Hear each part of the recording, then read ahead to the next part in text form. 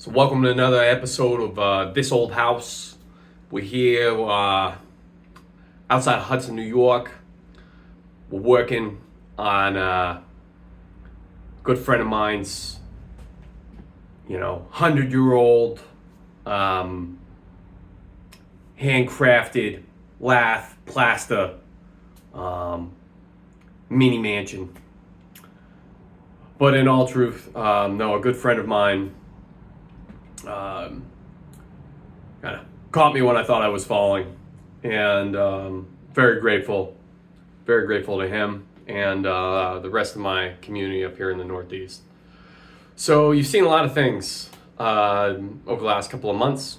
I'll just bring you up to speed. So drove out to New York via contact and made out west to begin building a home on a larger property, and the larger property involved a bunch of other dreams, concepts of improvement. So that's why you saw a cabin, a bridge,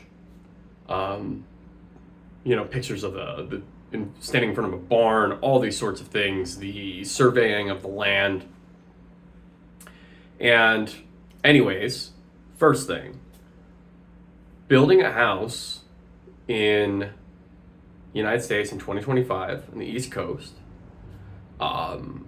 what we think we want or need, the dream, the expectation, costs considerably more, even when employing natural building methods, volunteer workshops, and kind of any and every crafty, cost-saving measure that I know of, while still retaining quality. So the home, 1,200 square feet, 2 bedrooms with a third office converted space. We had a budget, and this isn't including the land. We had a budget, ideally should, 300,000, realistically closer to 4. And as we looked at trying to make it in that spec, just almost impossible to create that space as desired at that price point, which when we look back at things, it just feels like it's really sad that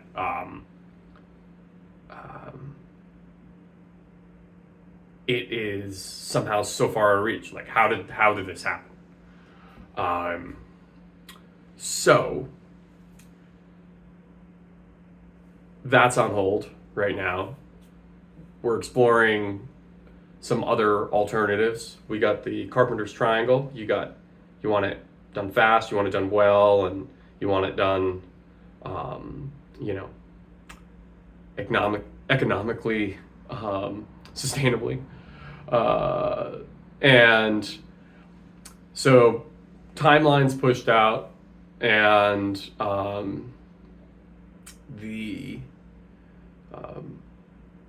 we're looking at rescaling. So something will happen there. Don't know yet. Part 2, farm. Have a lot of experience with these projects. Had it back at UVM, studied landscape design. We worked with a co-housing project, developed some concepts for them and their property,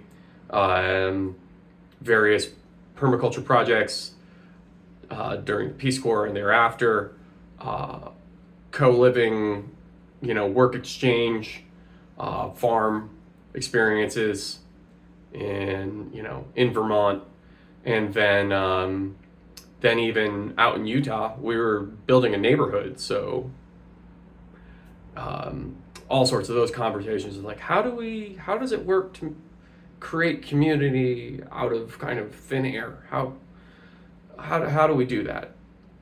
And so looking at this project, had a lot of people. It's very difficult, I think, sometimes when everyone has their own shared experience or their own individual experience, and then you're trying to make that shared. It's like you have a bunch of compartments and you're trying to stitch them all together. Whereas if you're all working on the same thing with the same dream, it kind of more naturally evolves. There's a shared experience that, you know, that binds all members of the community kind of together, versus I have my own life and I'd like a side of dream farm landscape. So I think right guy. There's other people out there, I'm sure, similar, artist, creative, designer types, excellent skill set, people for that.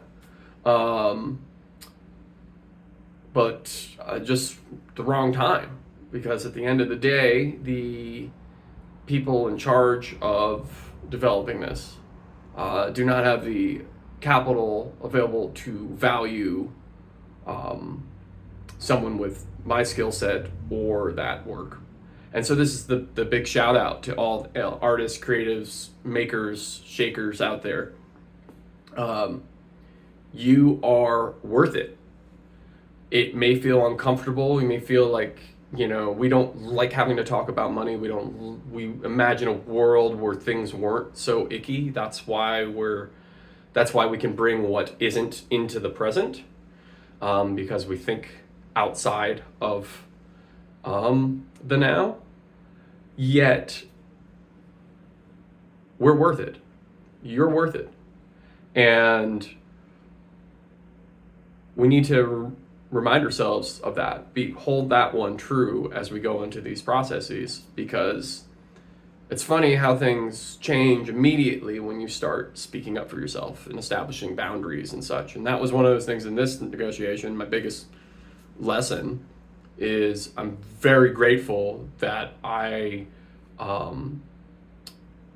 when things weren't clear, I made efforts to make them clear. And then upon, gaining that information and clarity, it's very easy to make a decision. And unfortunately, I've had to walk away from that project simply because, like I said, my skill set and ability to do what I think that land needed isn't valued at this time. So this is one of those, sometimes you just have to walk away. Just because you can do it doesn't mean you should. And sometimes you have to walk away and kind of let some other people find out just how difficult something is. And then maybe you get a call later on. So big life lesson there, big growth opportunity. And I'm just kind of sharing that to empower others that, all that glitters ain't gold. Sometimes something looks really good, but it actually isn't. And in this case, the gold was the self-growth for me. So I'm very grateful to know what is worth it, and that's my community here. My good friend Teo here, who I'm working with, and kind of helping each other out, and I'm grateful to his help as well, just to have a little bit of space to look at the horizon here. And to my friends up in Vermont, the least out of this opportunity, I've been able to catch up with friends and family that I haven't seen in over 2 years with my travels, and I'm very grateful for that. And then another point, kind of coming out of that is sometimes, we don't realize the change has actually occurred in our lives. And it's only when we revisit certain elements of the past that we're gonna go like, whoa, not the same person anymore. Or like, this has changed a lot. And that's kind of been a big thing for me, being back on the East Coast for a bit. The last 2 years have been very transformative and powerful, and you're like, well, he's just driving around in his truck taking pretty pictures. So I was like, no, we're like, I'm just calling it like pupating hard. And I wouldn't want to be anywhere else right now in my growth, but I appreciate this whole opportunity to recognize that. Now, another big one out of this. Sometimes when the rug gets pulled out from you, you think you're falling, but I think the real thing is that we're always flying or surfing, and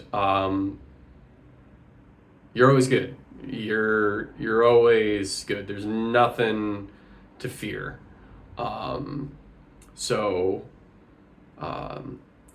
grateful for that community, strong roots there, and take care of those trees. They need tending every now and then. I mean, they're pretty strong, but every once in a while, there's a dead branch you gotta prune off, or I'll do a little thinning around them, make sure that they get the light. So, where are we at now? Life is, I think, very appropriately, I'm using this background, this house, the setting, is in construction. It's something of value, but it's currently in spots, finished, unfinished, open, gutted, ready to be transformed. Recognizing what is of value, what is, and getting rid of what is not. And it is a messy, chaotic process, but yet you can float right through it. You can kind of surf, you can fly right through it. So I'll put this out there. Let me know if you find this valuable. Let me know if you're literally at my site just for woodworking bits, or you're like, what happened to your DJ posts? Or, hey, would you like to see this whole thing change? And there's a separate Nick's philosophy and comedy side, or mixing it all in this big stew works just fine. I'll say right now, professionally, my services of envisioning, living